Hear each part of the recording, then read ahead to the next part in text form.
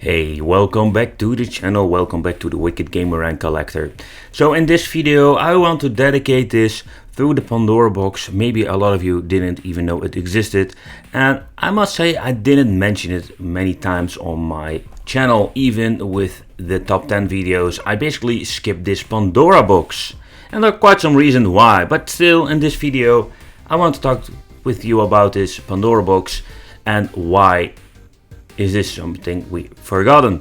So if you look at other peripherals, accounts with the Pandora box are almost the same like all the other versions. Like the power supply is in 12 volt, it comes with an VGA cable, an HDMI cable, but there are some little things that you maybe never seen with the Pandora box, and one of these things are not the buttons. No.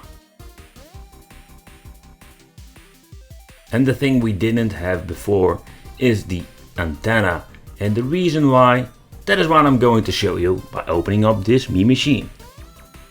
But if you look inside, you will see some changes if you're familiar with the Pandora boxes. And it is not the ADA connection as on different position. No, that is not it. It's connected like all the other Pandora boxes, nothing special with this.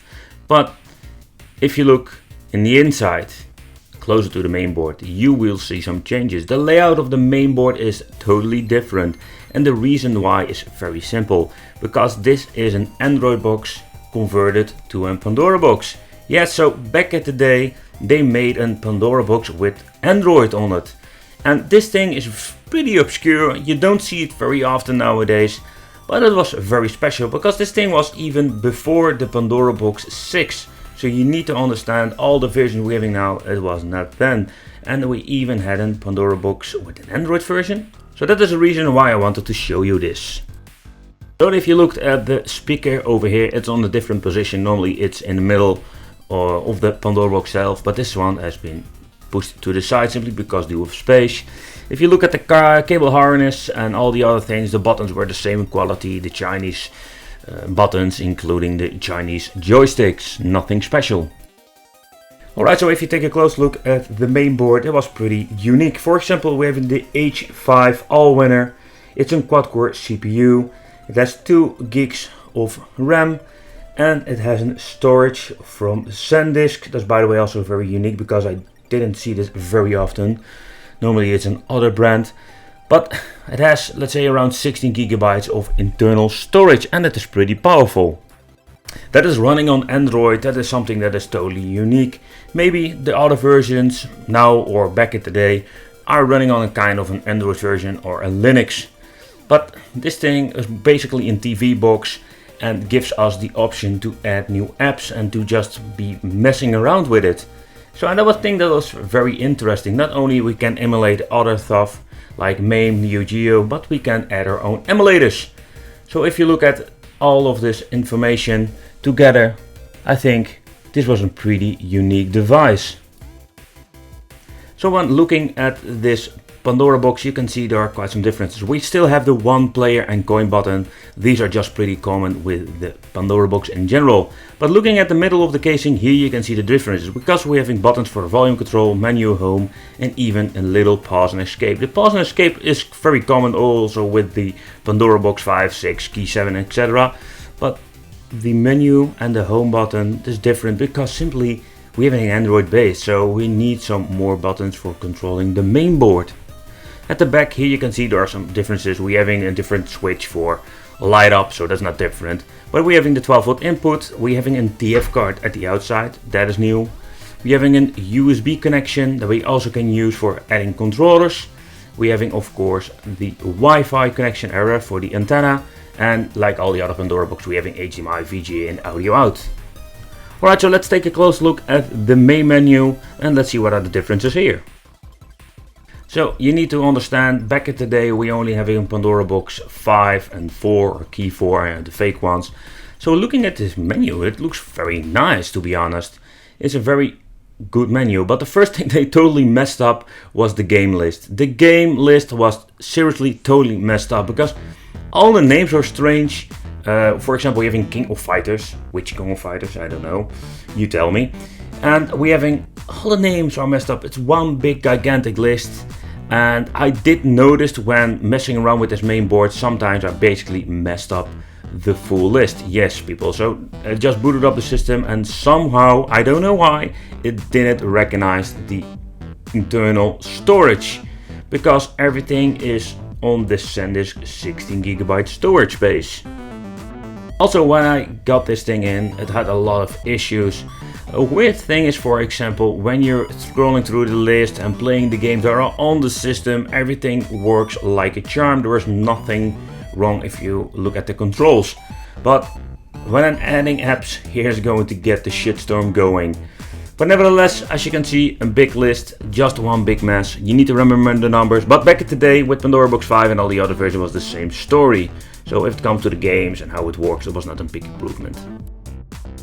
What I liked, it had a special favorite folder, so you can put your games there. We're having video files because it's an Android, so we can watch videos. And apps, yes, it has the Play Store, didn't work by the way. And we having the App Store, we can basically add our own emulators. So if you want to play something differently than MAME and Neo Geo, you can add your own programs. So when looking at the apps, I try to install some. And finally, after some while, I got the internet part working, so I could install them. But the problem I had already was, I had a lot of stuff going around when playing these emulators. There was a kind of a driver conflict between the apps and the controls. Because when playing this with a regular controller, USB, it works like a charm. Because it's Android, it recognizes, for example, the Xbox controller without any hassle. But when playing with the original, let's say, arcade part with the EDA connection, a lot of weird stuff was going around. For example, it couldn't recognize the second player. There was no way of installing, let's say, the second part of player 2 of the original arcade stick. But when using, let's say, in combination with player 1 and player 2 with a USB controller and the EDA part or the controller part, that worked. But there were a lot of things that wasn't very messed up with this thing, and that was, I think, the biggest downside and the very thing, the reason why it just failed like a Pandora box.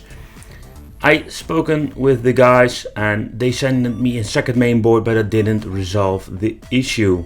In other words, the Pandora box Android, it was very expensive. When I bought it, was around 250 euro, and that was a lot of money for a Pandora box even back then, because Pandora boxes were quite expensive to buy, but this thing was extremely expensive to buy. So the question remains, how is the, let's say, pre-installed MAME and Neo Geo emulator? I don't know if you can see it on this video, but I got this idea that it runs really choppy. The gameplay was not that good, for example with the Pandora Box 5 back in the day. It has a very high resolution, it looks crisp and clear if you look at the Pandora Box. For example, the Pandora Box only has some support for 720p, 5.6 nowadays, it's still all the same. But this device supported even 1080p. And if you look at the main menu, it even had a support for 4K. Don't get me wrong, it didn't push the emulators to 4K, no, not at all. But still, if you look at the emulation in general, it was very choppy. And it was not the quality that we are going to get with the Pandora Box 5. It's a little bit better because the Pandora Box 5 had a lot of screen tearing and a lot of problems like that. Beside the point that it had a very old emulator that gives us a lot of sound issues. We didn't have it with the Pandora Box Android edition.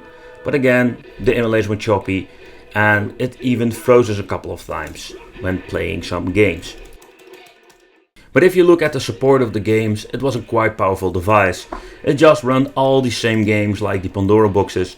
We can play Capcom System 1, 2 and 3. We ran all the Neo Geo game, but it was basically all the games that were pre-installed on this device. There was no PlayStation pre-installed, or let's say other devices like Sega, NES, Mega Drive. It's pretty weird because if you look at the Android, they could do so much better. Besides, let's say only MAME and Neo Geo, they can install basically everything. And that is something that they just basically failed to do. Maybe they're thinking just make something quick, slap an Android mainboard in it, and let's just sell these things. So right, the Pandora Box Android is a system that is very obscure, and I think it will be forgotten in this jungle of Pandora Box. Let me know what you think of this. What do you think of this Pandora box in general? I really love to hear your opinion about this one.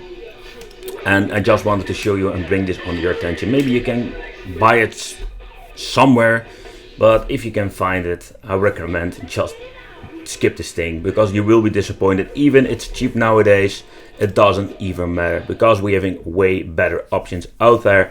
And yeah, the fancy lights, the Androids, it had so much big potential, but they failed big time if you ask me. But I thank you for watching. Don't forget to subscribe to the channel, hit the little bell, and become one of the Wicked family. And if you do so, it would be great, and we'll see you in the next video.